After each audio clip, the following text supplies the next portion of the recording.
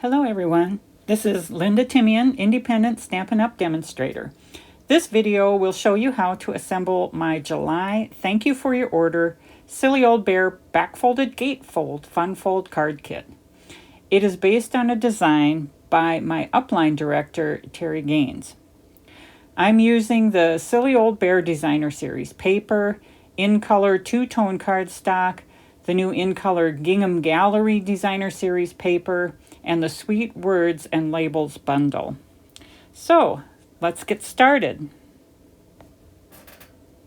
With the Silly Old Bear Designer Series paper, you get 2 sheets of each design, and so this has 4 of the vertical frames of these characters, and that's what I'm going to be using. I'll be able to make 8 of these cards.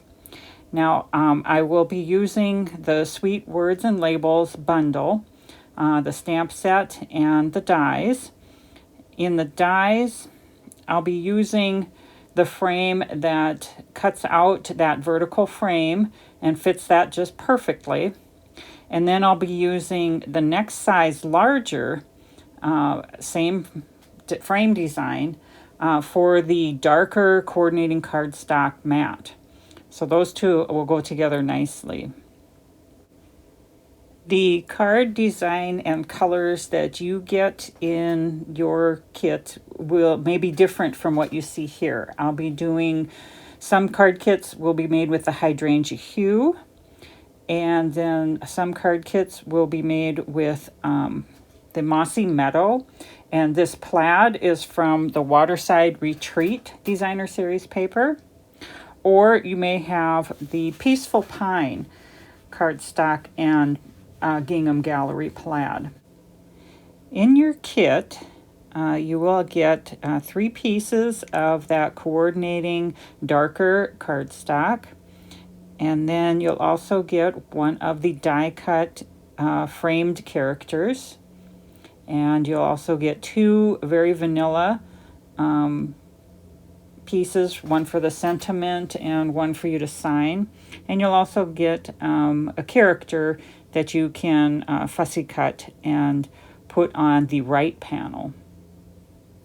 You'll also get 3 pieces of the plaid and 3 pieces matching darker cardstock, and then the card base.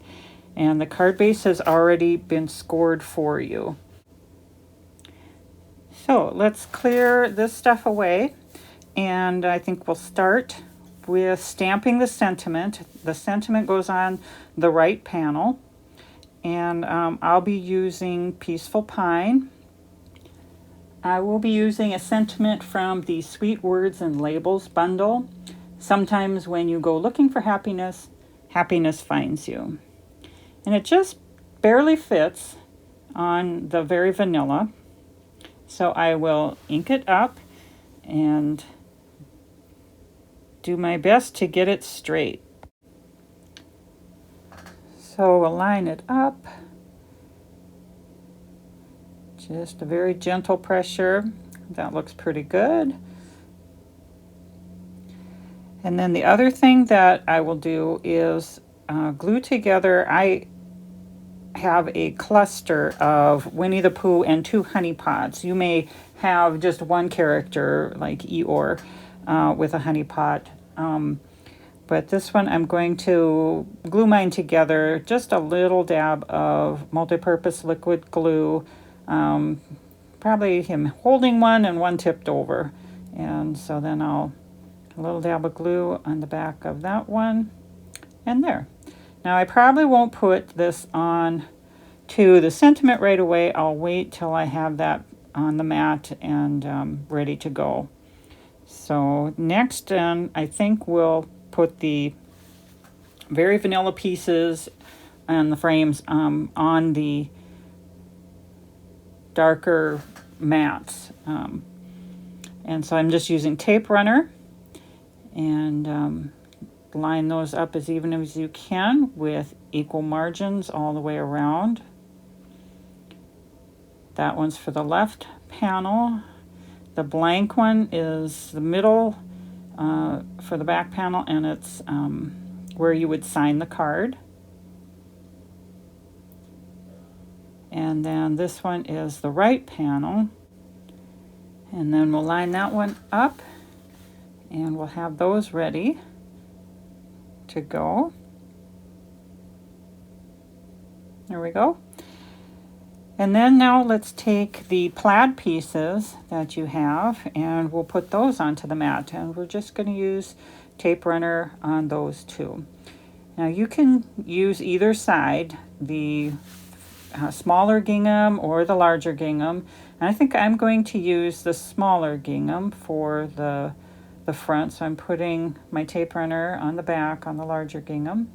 And these have a very fine margin all the way around. It's about a 1/16 of an inch. These pieces are cut only an 1/8 of an inch different.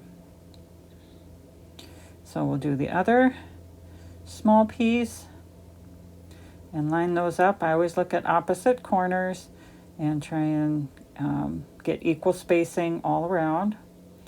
And then the large piece for the center of the card.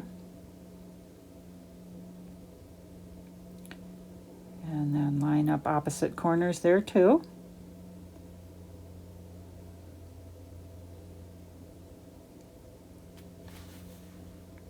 Okay, now we're going to fold the card base. If yours hasn't already been folded, I like to use my scoring tool. This will give me the ability to fold that nice and flush all the way across. And so I'm going to fold it so that the light is on the inside. I think that looks better with the dark narrow margin that I have. If I used the dark side showing the mat, I wouldn't need the mats, but I kind of liked how this lighter of the two-tone cardstock looked with the dark mat around it. And I'm not using a bone folder here. I am just finger pressing, and I'm lining that up flush at the top and then just finger pressing and then folding that back. And I see what I got the one folded over. There we go. So that's what yours should look like when it's all folded. And now we can put those finished plaid pieces on. And the trickiest one will be this one. Sometimes it's hard to see between the folds. And so we'll line that up best we can. So I'm looking to space it equally between the folds and then equal spacing top to bottom also. Okay, and that looks pretty good there. And next we'll do the two smaller pieces on the left and right panel. And those will be a little easier to line up just because you can see the edges better. I look for equal spacing at the top and the left and right there. The edge near the crease, the fold will fall into place. And so we'll do the last one and line up the top edge and sides with equal spacing there also. There we go. Okay, so now we can add our framed panels. Now this one goes, the blank one is where you can sign the card. That goes in the back center panel there. And just use tape runner adhesive. I'm not using dimensionals on anything here. There's quite a few layers, and if I want to mail this card, I think it's best to skip the dimensionals. It doesn't really need them. And so we'll line that up. I want to make sure this is equal side to side, especially because when the card is closed, I want that to be centered. And that looks pretty good. So the next is I'm going to line up the left edges of this, the right panel, and I only need adhesive along this fold, and you can see where you need it because you've got the margins of the piece underneath, and then I need adhesive along that right edge. And that's all, because I don't want any adhesive sticking to the inside of the card. Okay, and that looks pretty good. We'll just press that down. And I'm going to fold in the left side and put adhesive along the fold and then also along the back side. And then put adhesive where you need it on the left side of the panel. And then line up the right side edges. And then you'll be able to stick that center piece. It'll have adhesive on the left side and along the fold. So the last thing now we have to do is put the little character under the sentiment on the right panel.